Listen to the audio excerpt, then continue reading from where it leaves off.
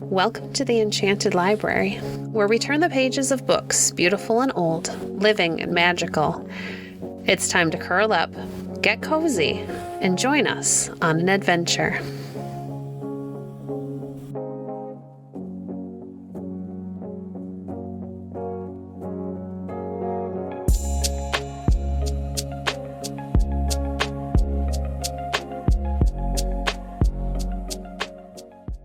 Today we're reading from An Enchanted Garden by Mrs. Molesworth. Chapter 8. The winter passed and the summer came again, the second summer of the baby's life. She had grown like the flowers and was as happy as the butterflies. Never was a sweeter or merrier child. The queen idolized her, and the king loved her quite as dearly, though in a wiser way, and that summer passed very happily. Unfortunately, however, the warm, fine days came to an end unusually early that year. Many of the birds took flight for the south sooner than their wont, and the flowers drooped and withered as if afraid of what was coming. The queen noticed these signs with a sinking heart. Standing one chilly morning at the palace windows, she watched the gray autumn sky and sighed deeply. "Alas, alas," she said, "all the beauty and brightness are going again." She did not know that the king had entered the room and was standing behind her. "Nay," he said cheerfully, "you have no reason to feel so sad. If you have no other flower, you have our little rose, blooming as brightly in the winter as in the warmth." He meant it well, but it would have been wiser had he said nothing. The queen turned toward him impatiently. "It is not so," she said angrily. "Rose is like me. She loves the summer and the sunshine. I do not believe she would live through your wretched northern winters, but for my incessant care and constant watchfulness, and the anxiety is too much for me. It will wear me to death before she is grown up. Indeed, there are times that I almost regret she was ever born. The life in this country is but half a life. Would that I had known it before I ever came hither." It was rarely, discontented and complaining though she was, that the queen had so yielded to her temper. The king was deeply hurt and disappointed, and he left the room without speaking. He was generally so kind and patient that this startled her and brought her to her senses. "How wrong of me to grieve him so by my wild words," she thought penitently. And a sudden horror came over her. What had she been saying? What had she done? And the fairy's warning returned to her memory. "If you forget your resolution, the slightest touch of snow will put the baby into my stern brother's power, and you will find yourself terribly punished." The poor queen shivered. Already, to her excited fancy, as she glanced at the sky, it seemed that the lurid gray which betokened snow was coming over it. "Oh, sweet summer spirit," she cried, "forgive me and plead for me." But a melancholy wail from the cold wind blowing through the trees in the grounds of the palace was the only reply. The summer fairy was far away. The sky cleared again later that day, and for some short time the cold did not increase. But it would be difficult to describe what the queen went through. It was useless to hope that the winter would pass without snow, for, so far north, such a thing had never been known. Still, no doubt, its coming appeared to be delayed, and the weather prophets felt somewhat at fault. The queen began to breathe rather more freely again, in the hope that possibly her appeal to the summer spirit had, after all, been heard. Everyone had noticed her pale and anxious looks. Everyone had noticed also how very gentle and uncomplaining she had become. She was so eager to make all the amends she could, that one day, when the king remarked that he thought it very wrong for the princess to be so guarded from the open air as she had been lately, the queen, though with fear and trembling, gave orders that the baby should be taken out. "I will accompany her myself," she said to the attendants. So the little princess was wrapped up in her costly furs and placed in her tiny chariot drawn by goats, the queen walking beside her. The little girl laughed with delight and chattered in her baby way about everything she saw. She seemed like a little prisoner suddenly set at liberty, for the last few weeks had been spent by the poor little thing in rooms specially prepared, where no breath of the outer air could find its way in. For who knows, thought the queen, how some tiny flake of snow might be wafted down the chimney or through the slightest chink of the window. Today, in spite of her anxiety, the baby's happy face made her mother's heart feel lighter. "Surely," she said to herself, "it must be a sign that I am forgiven, and all will yet be well." And to please her little daughter, she took her farther than she had intended, even entering a little way into a pine wood skirting the palace grounds at one side, a favorite resort of hers in the summer. The princess's nurse picked up some fir cones and gave them to the little girl, who threw them about in glee and called out for more. They were all so busy playing with her that they did not notice how, above the heads of the tall fir trees, the sky was growing dark and overcast, till suddenly a strange chill blast made the queen gather her mantle round her and gaze up in alarm. "We must hasten home," she said. "It is growing so cold."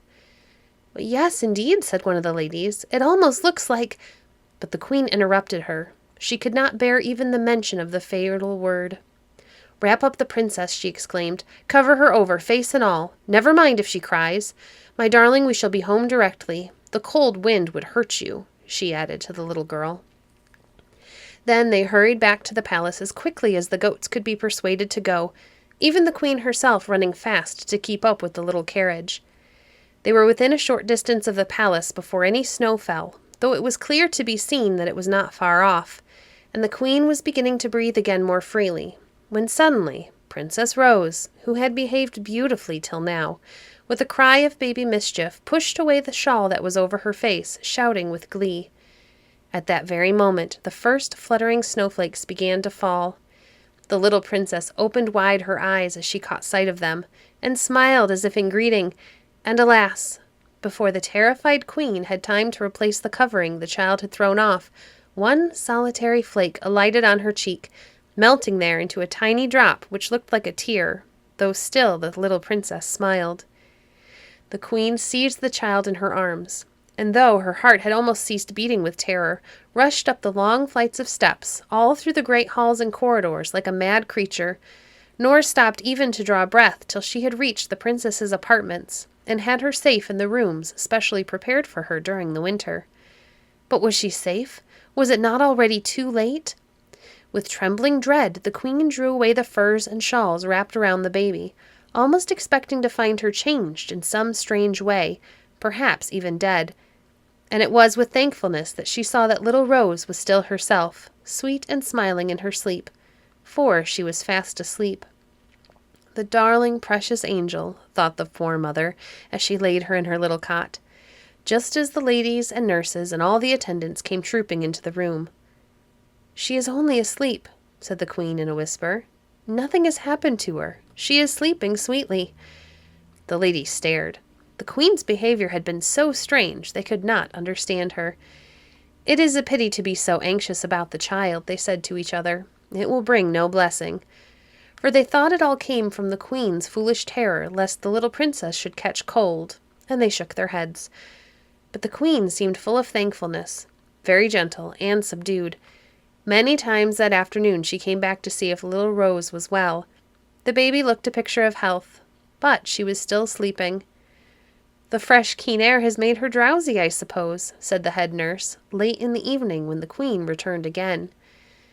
"And she has had nothing to eat since the middle of the day," said the mother anxiously. "I almost think if she does not wake of herself in an hour or so, you will have to rouse her." To this the nurse agreed, but 2 hours later, on the queen's next visit to the nursery, there was a strange report to give her. The nurse had tried to wake the baby, but it was all in vain.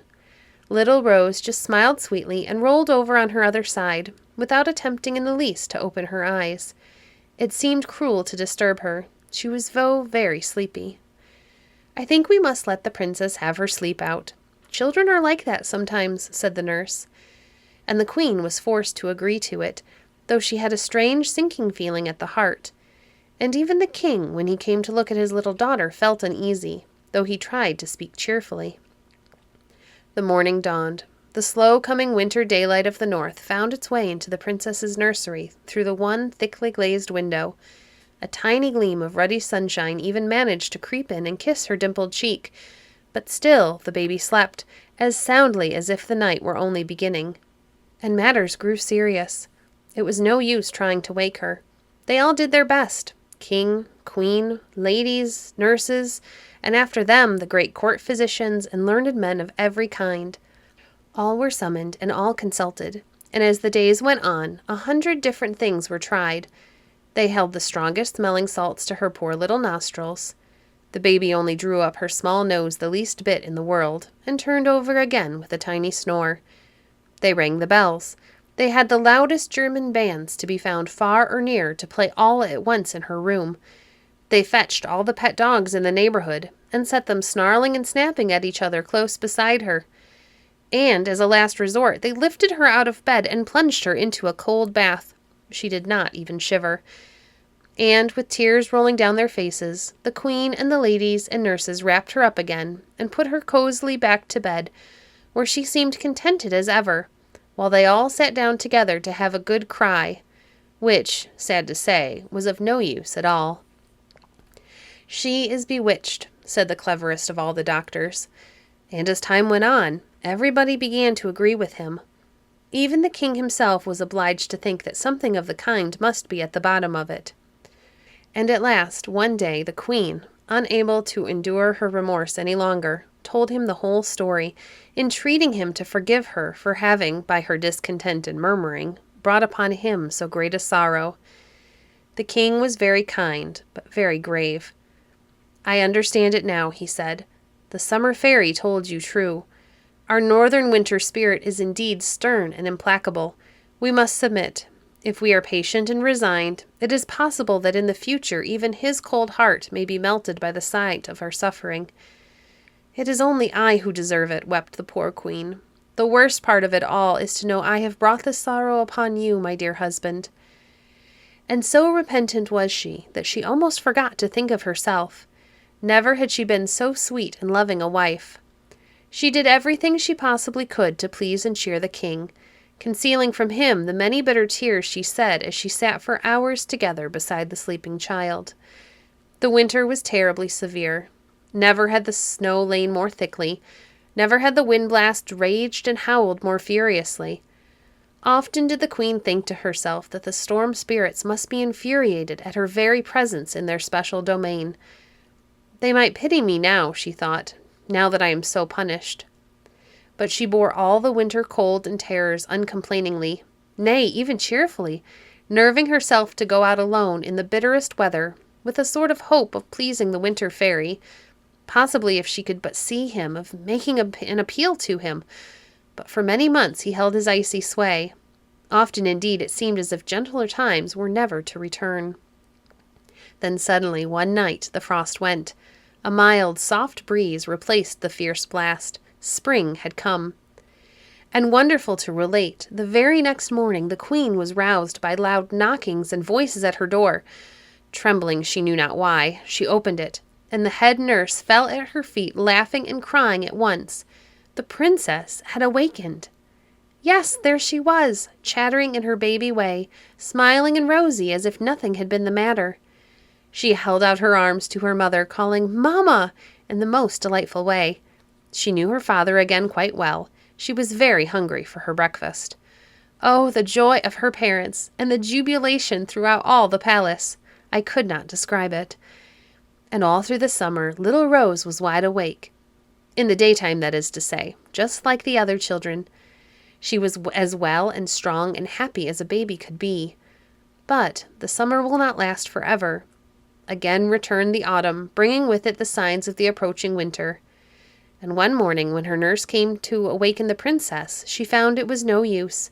Rose was sleeping again, with a smile on her face, calm and content, but alas, not to be awakened. And then it was remembered that the first snow had fallen during the night. More to satisfy the queen than with the hope of its doing any good, all the efforts of the year before were repeated, but with no success. And gradually the child's distressed parents resigned themselves to the sad truth. Their daughter was to be theirs only for half her life. For full 6 months out of every 12, she was to be in a sense as far away from them as if the winter monarch had carried her off to his palace of ice altogether. But no, it was not quite so bad as that would have been. And the queen, who was fast learning to count her blessings instead of her troubles, smiled through her tears as she said to the king what a mercy it was that they were still able to watch beside their precious child to kiss her soft warm cheek every morning and every night. And so it went on.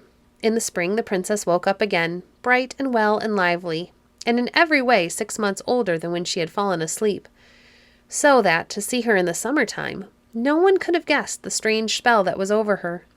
She became the sweetest and most charming girl in the world. Only one thing ever saddened her, and that was the mention of winter, especially of snow. "What does it mean?" she would ask sometimes. "What are they talking of? Show me this wonderful thing. Where does it grow? I want to see it." But no one could make her understand, and at these times a very strange look would come into her blue eyes. "I must see it," she said. "Some day I shall go and travel far, far until I find it." These words used to distress her mother more than she could say, and she would shower presents and treasures on her daughter, of flowers and singing birds and lovely embroidered dresses, all to make her think of the sunshine in the summer. And for a time they would please the girl, till again she shook her head and murmured, "I want the snow." So the years followed each other till Rose was 16. Every winter the queen had a faint hope, which, however, grew even fainter and fainter, that the spell was perhaps to be broken.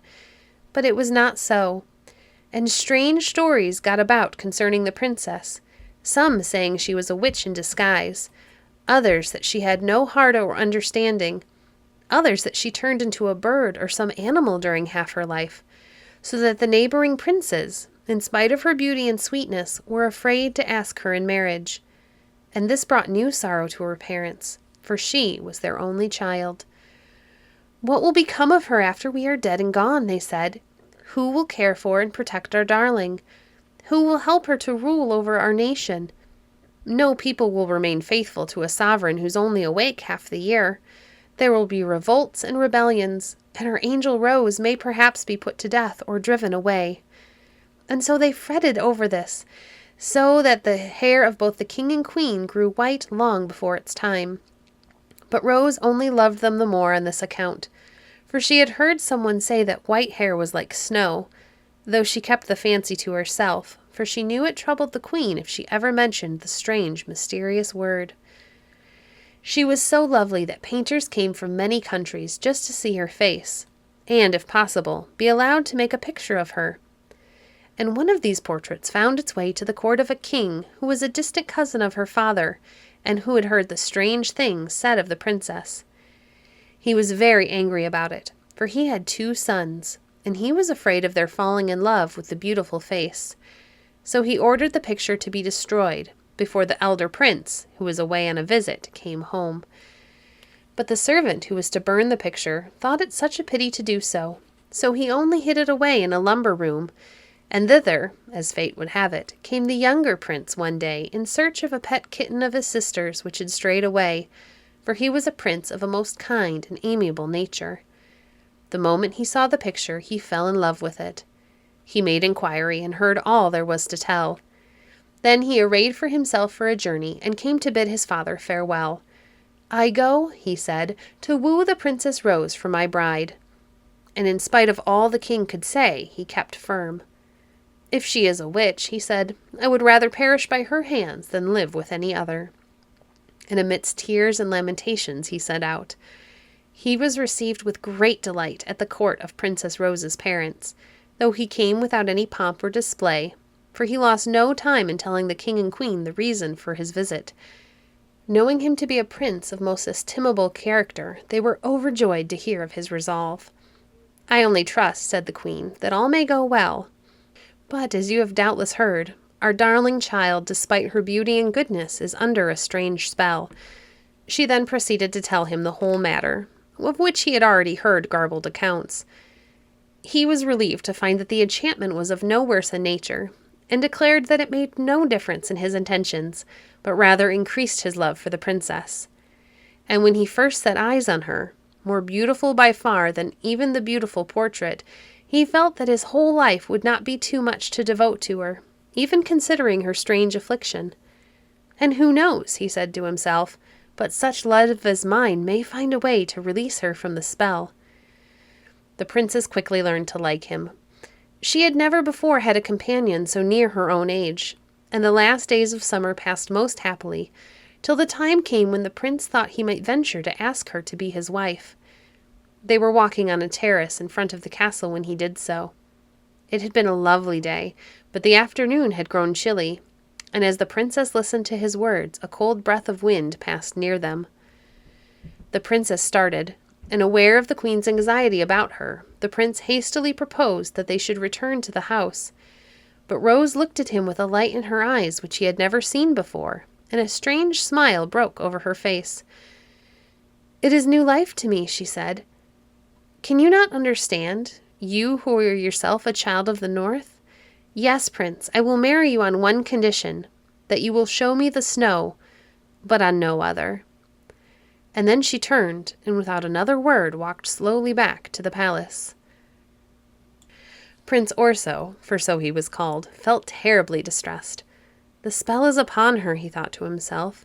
"She asks me to do what would probably kill her, or separate her forever from all who love her." And the king and queen, when they heard his story, were as nearly as disappointed as he. But that very night the prince had a strange dream. He thought he was walking in the wood near the castle, when again a chill blast, but still more icy, swept past him, and he heard a voice speaking to him. It sounded hoarse and stern. "Orso," it said, "you're as foolish as the rest. Have you no trust? See what came of rebellion against me, who, after all, love my many children as dearly as does my sister of the summer.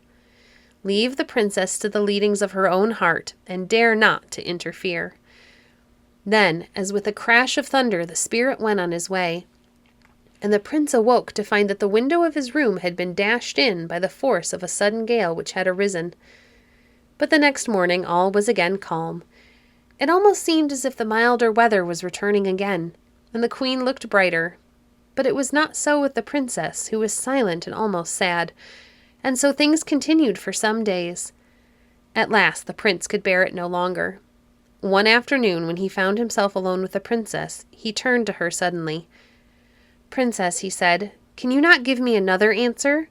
You must know that I would fain promise anything you wish, but I dare not bind myself to what might perhaps do you some injury." Rose turned toward him impatiently.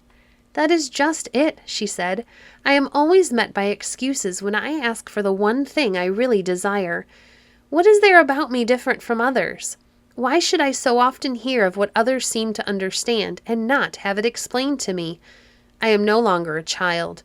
In my dreams, I see things I cannot put in words, and as beautiful as the world is, I feel that I only half know it. I long for what they call the winter, and what they call the snow, and they never come. Only the cold wind, which I have felt once or twice, brings new life to me and fills me with strange joy." The prince hesitated. He understood her perfectly, for he was himself of the same brave and hardy race. Yet the queen's forebodings made him tremble. The princess's words remind him of his own dream, and again he felt as if he heard the voice of the stern winter spirit. And, as if in answer to his uncertainty, at that moment the howl of the cold blast sounded near them among the trees, and lurid clouds began to gather overhead. The princess's face lighted up. "Ah!" she exclaimed, "it is coming again!" "I fear so indeed," said Orso, and in his terror for her he caught her hand and would have hurried her back to the palace. But at that moment a shrill little cry was heard overhead, not far from where they stood, and glancing up they saw a bird of prey clutching a smaller one in his claws. With a terrible effort the captive managed to free himself, but he was sadly wounded, and as Rose gazed upward in great concern, she saw him fall fluttering feebly to the ground. All else was forgotten in the sight. "Poor bird," she cried. "Let me go, Prince. I must find where he has fallen, or a cruel death of slow suffering will be his." The prince loosed her hand. He dared not hold her back, though he could have done so. "Leave her to the guidings of her own heart," resounded in his ears. Almost at once she was lost to his sight among the trees, which grew very closely. Almost at the same moment, to his horror, something soft and cold touched his face, and lifting his eyes, he saw the snowflakes were falling thickly. If harm was to betide, it was too late to save her, but he pressed forward in unspeakable anxiety. It was some little time before he found her, and no reply came to his calls, But at last he caught sight of something blue on the ground. It was the princess's robe, and there indeed she lay motionless, her eyes closed, a sweet smile on her face, the little wounded bird tenderly clasped in her hands. And now I may tell you that this wounded bird was the friend from whom I had the story. For as you will hear, he had plenty of opportunity of learning it all. Orso threw himself on the ground beside the princess. "Ah," he exclaimed, "my carelessness has killed her. How can I ever dare to face the king and queen? Oh, winter spirit, you have indeed deceived me." But as he said the words, the princess opened her eyes. "No, prince," she said, "I am not dead. I am not even asleep. It was the strange gladness that seemed to take away my breath for a moment, and I must have sunk down without knowing. But now I feel stronger and happier than ever in my life before, now that I have seen and felt the beautiful snow of my own country, now that I have breathed the winter air I have been longing for always." And she sprang to her feet, her blue eyes sparkling with delight, looking lovelier than he had ever seen her. "Orso," she went on, half shyly, "you have done what I asked you. Through you I have seen the snow." And she held out her hand, which, white though it was, looked pink in comparison with the little flakes which were fluttering down on it. The prince was overjoyed, but he hesitated.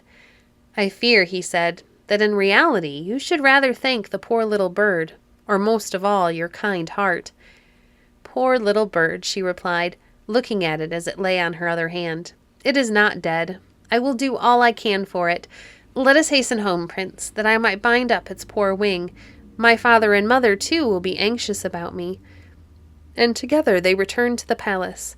One glance at the princess as she came in sprinkled over with snow showed the queen that the spell was at last broken, and her joy was beyond words. My friend recovered slowly. He spent all the winter in the palace, tenderly cared for by Princess Rose, only flying away when the warm sunny days returned. He pays them a visit still every summer to show his gratitude, and tells me that in all his travels he seldom sees a happier family than his friends in the old palace away up in the far, far northern land. "Thank you," said the children. "Thank you, oh so much." But whether the bird heard them or not, they could not tell. He had already flown away. Thank you for joining us today. If you enjoyed today's episode, please leave a review on your favorite podcast platform and share our podcast with a friend. Visit our website at www.enchantedlibrary.net to see our past books or to connect with us on Facebook. If you'd like to support the work we do, you can visit our Patreon page at patreon.com/enchantedlibrary. We appreciate your support. Until next time, friends, happy reading.